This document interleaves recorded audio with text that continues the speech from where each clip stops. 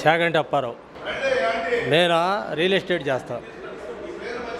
నేను సొంత కొని అమ్ముతాను. నాకు బాగానే ఉంటుంది. నేను పెద్దగా కూడా చేయను. ఏదో సంవత్సరానికి ఒక ముగ్గుని అమ్ముకుంటా.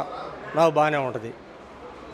ఇప్పుడున్న పరిస్థితిని బట్టి ఎమ్మెల్యే గారు, ఎంపీ గారు సుమారు వాళ్ళ స్థాయిలో వాళ్ళకి 200-300 కోట్లు ఉంటాయి డబ్బులు.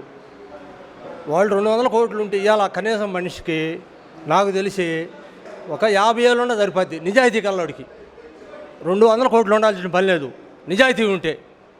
అలాంటి వాళ్ళు 100 కోట్లు 200 కోట్లు ఉండవాళ్ళు కూడా ఎమ్మెల్యే ఎంపీగా వైసీపీ తరపున ఎందుకుంటున్నారో నాకు అర్థం కావట్లా.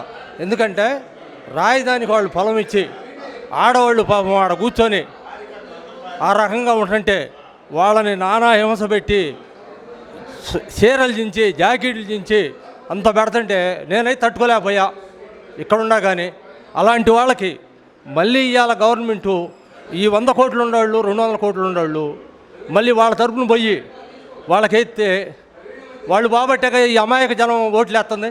వాళ్ళు బాగుతే వాళ్ళు ఫ్యాన్కి ఓట్లు వేయక ఈ అమాయకులు వాళ్ళ ఓట్లు వేసి వాళ్ళు కనుక కర్మగాలి కలిస్తే ఆ పాపం మొత్తం ఏళ్ళ కూడా తగులుద్ది ఎమ్మెల్యేలకి, ఎంపీలకి అని నా అభిప్రాయం అమ్మా. పెమ్మసాని గారికి అమ్మ మంచి అతను. గల్లా జయదేవ్ గారు పోయినప్పుడు మేము చాలా బాధపడ్డాం. ఎందుకంటే మంచి ఆయన పోయాడు, మళ్ళీ ఎవరు వస్తారని. అలాంటిది ఆయన మరిపించాడు ఈయన.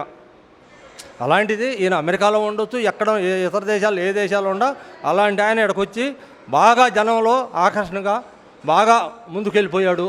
బాగా ఉంది. ఇలాంటి వాళ్ళని మనం ఎంతైనా కానీ ప్రోత్సహించాలా.